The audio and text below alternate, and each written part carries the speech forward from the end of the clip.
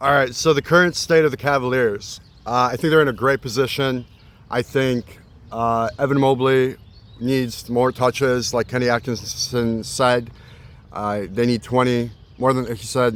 He needs more than 13 field goal attempts in the playoffs.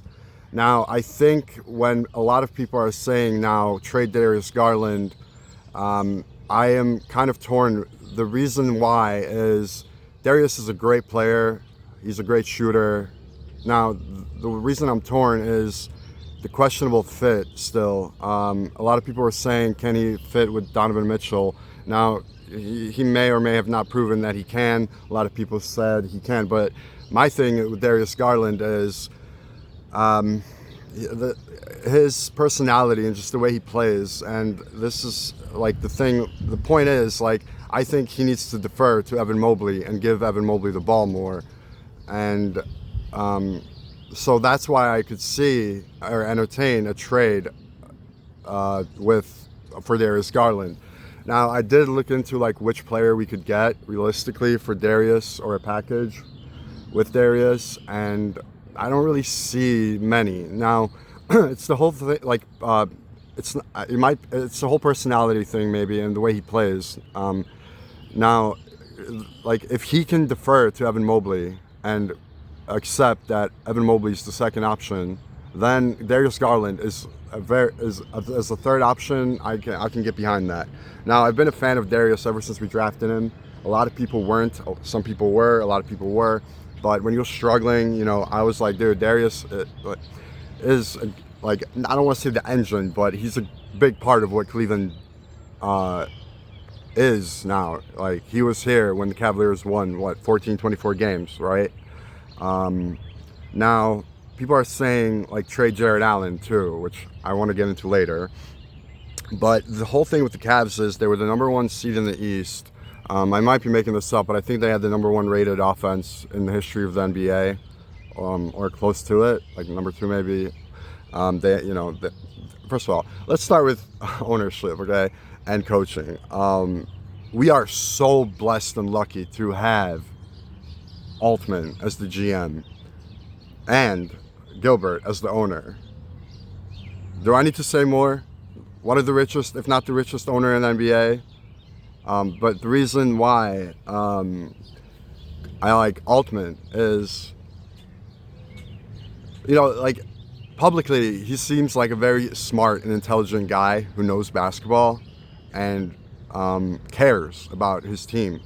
Now, the Cavaliers are building, I think he said the largest facility or the best facility, the largest facility in the NBA. But, he drafted Evan Mobley, he drafted Darius Garland, traded for Donovan Mitchell. He hired Kenny Atkinson. He got rid of JBB, which a lot of my people were a huge proponent or supporters of firing JBB even a year before he did. So I think, Kenny is a very intelligent guy when it comes to basketball and just like relationships and people and life. So I think we're lucky to have him. I'm not gonna like compare him to like other GMs. I will. Okay, Karnik Solis for the Bulls. Like, he's probably smart. He knows basketball, but when you listen to him talk compared to Altman, it's night and day. And communication is huge when it comes to relationships, people, basketball, and we are lucky to have Kenny Altman. Now, Kenny Atkinson. No, yeah, Kobe Altman. Jesus. Now Kenny Atkinson. Okay, dude, this guy is great. As you know, his accolades: Coach of the Year, Coach Jared Allen, blah blah blah. But the offensive improvement from last year, statistically, is incredible. Now, when you listen to him talk, he talks about player development. Same thing with Kobe. Other than Okoro, they've pretty much developed every player on the roster they've had when they've had spent time together. Okay, as you know, Merrill became a fucking 10th option, like just a spot up shooter who was great at that. Into, people say great defender. I don't want to like go that far, but definitely a passable defender. Definitely a rotation player. Okay. So that's one. Evan Mobley's improvement this year, which I want to get into later, but who else? Ty Jerome, wait, CPJ, okay?